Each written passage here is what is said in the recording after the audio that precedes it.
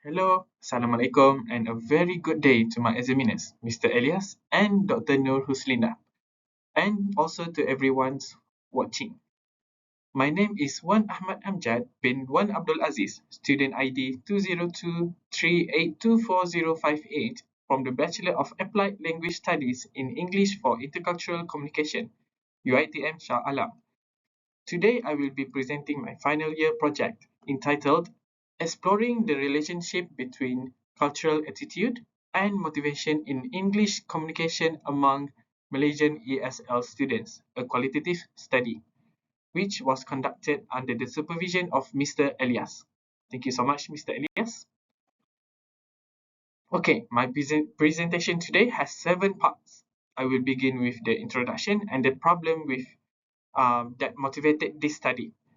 I will then present my research objectives and research questions, followed by the literature review and the methodology. After that, I will present my results in 2 parts. First, findings on students' attitudes and motivation.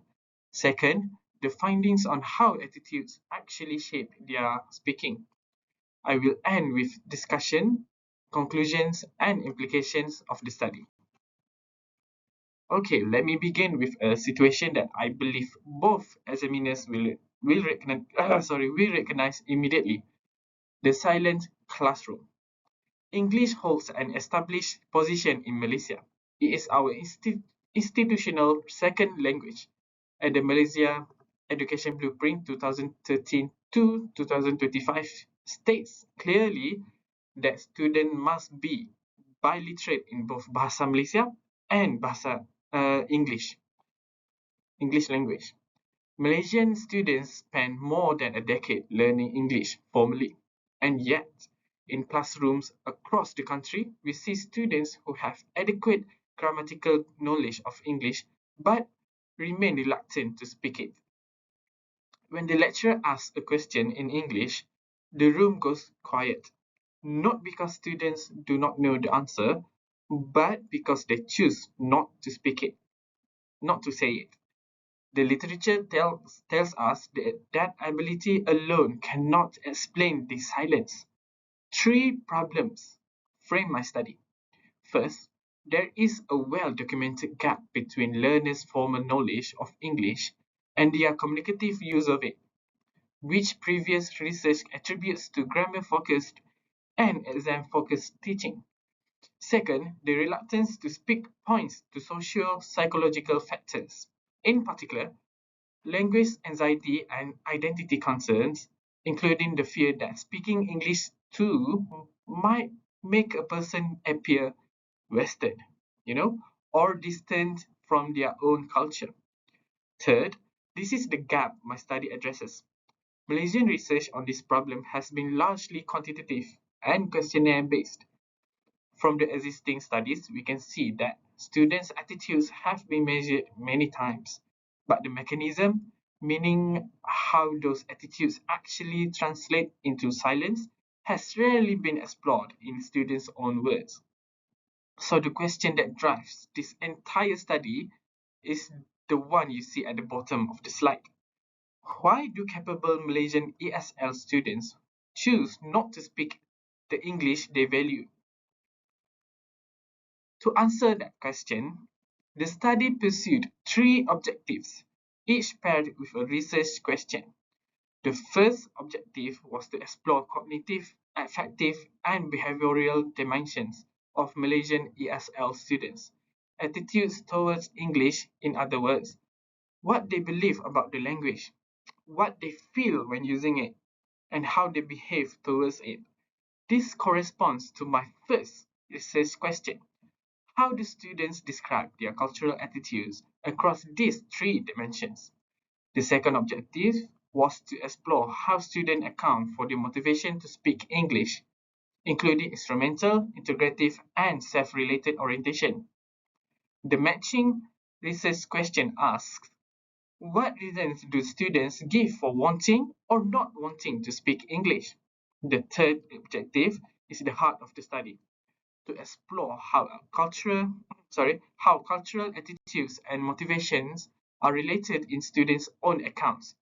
The third research question therefore asks how cultural attitudes shape motivation and, crucially, under what condition that motivation translates into actual speaking.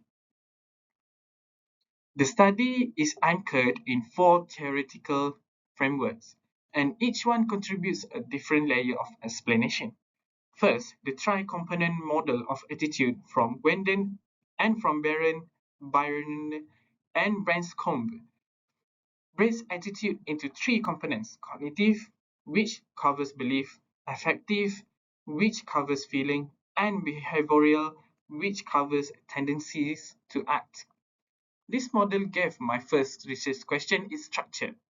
Second, Gardner's socio-educational model distinguishes two motivational orientations: integrative motivation, which is the desire to connect with the community that speaks the language, and instrumental motivation, which is directed to practical goals such as examination and employment.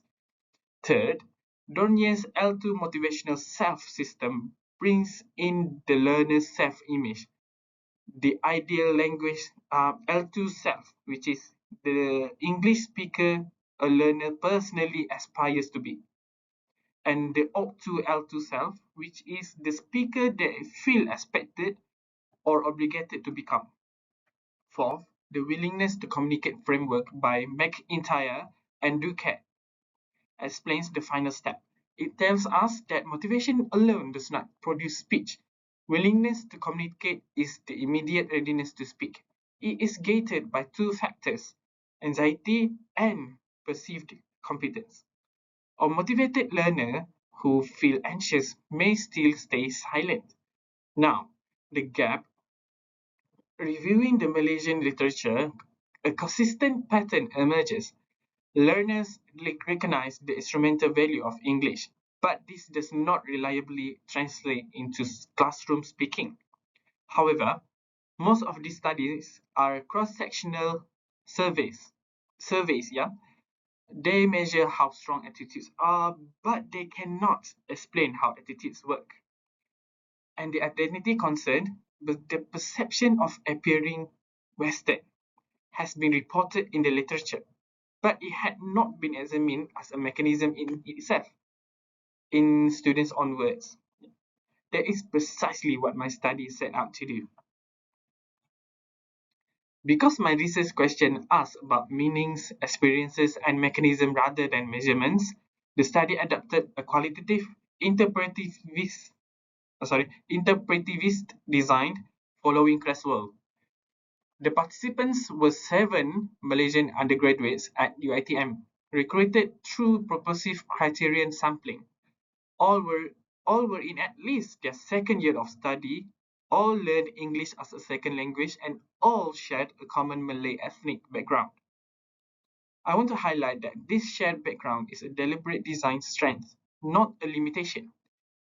It allowed the study to pursue depth of understanding within a single speech community, where the cultural meanings attached to English, including the appearing Western perception, carry particular historical weight. The participants varied in faculty, from TESOL and English for intercultural communication, just like me, and to business and information technology, and in self-reported proficiency.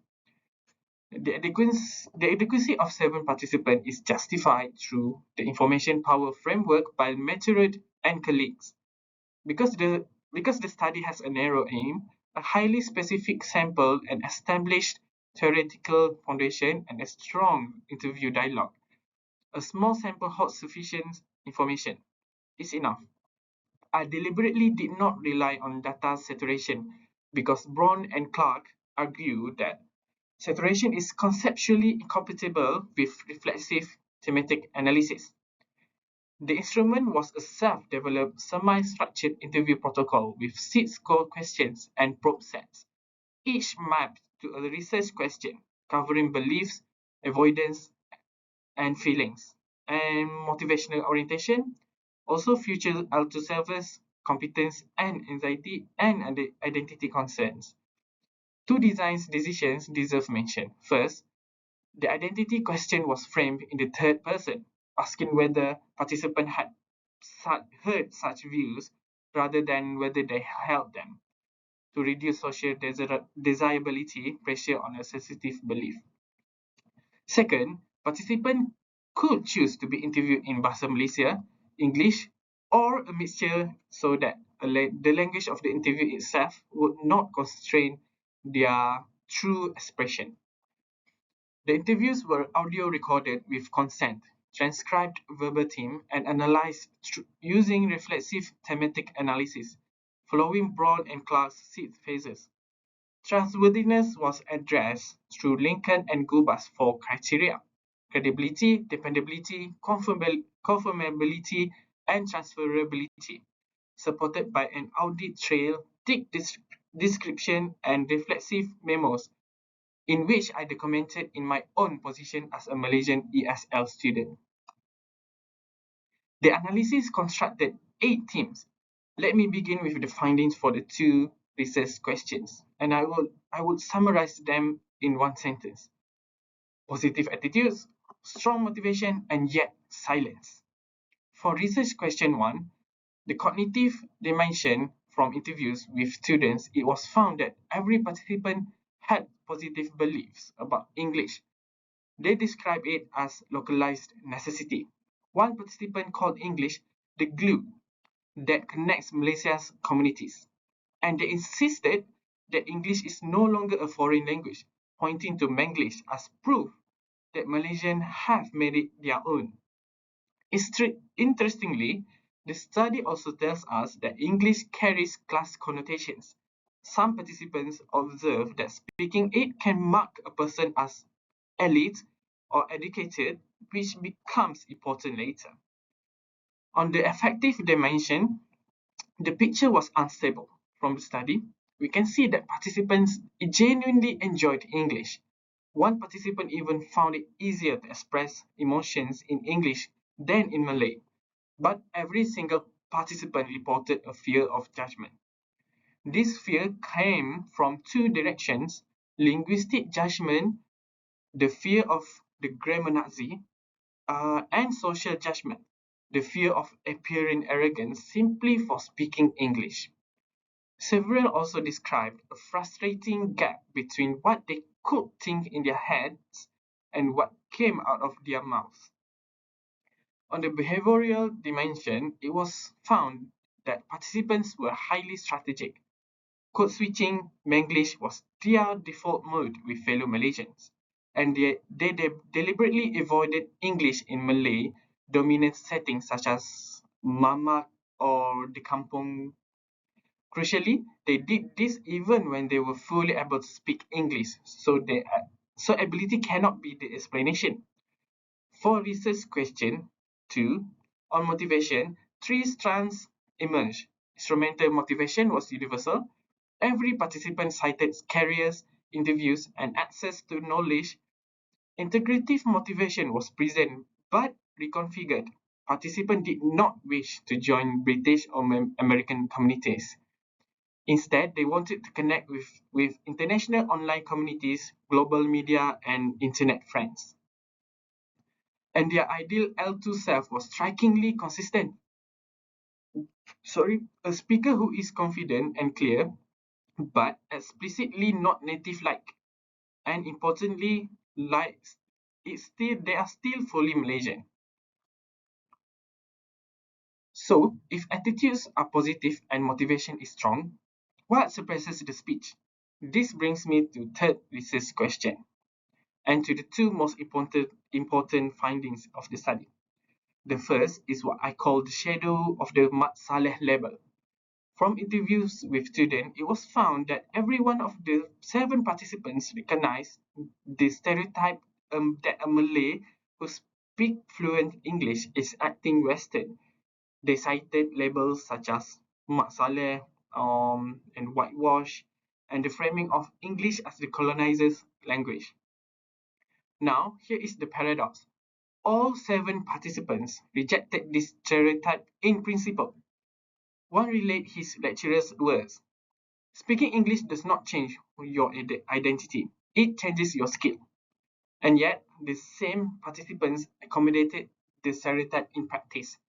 They soften their they soften their English, miss it, or went silent in Malay dominant company, so as not to seem, in their words, snobby or show off. The study therefore tells us something quite precise. The stereotype survives not as a belief students hold, but as a judgment they anticipate from others. What really, what regulates their speech is not what they think of English. It is what they expect other people to think of them from speaking it. The second findings concerns the condition under which motivation actually becomes speech. From the study, we can see three conditions mattered. First, psychological safety. Participants spoke freely in classes where mistakes were normalized and lecturers were non-judgmental, and fell silent under strict or intimidating lecturers. Second, supportive interlocutors.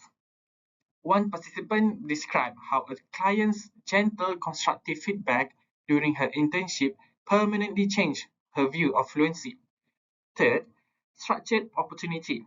Participants spoke more when English was clearly established as the classroom norm, and drifted back into Malay when no expectation was set. Perhaps the most striking illustration, the English majors themselves. 5 of my 7 participants were students of English programs, yet they were among those who avoided English the most. One estimated that 90% of his time at university was spent speaking in Malay. Expertise did not protect them from judgment. It raised the stakes. What do these findings mean?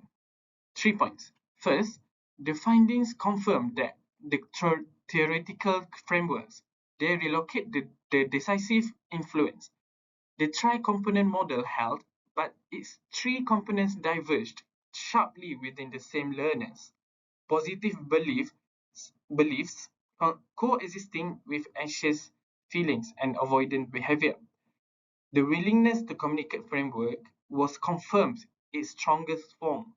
Motivation was necessary, but not sufficient for speech. And the key theoretical contribution of this study is the concept of anticipated judgment.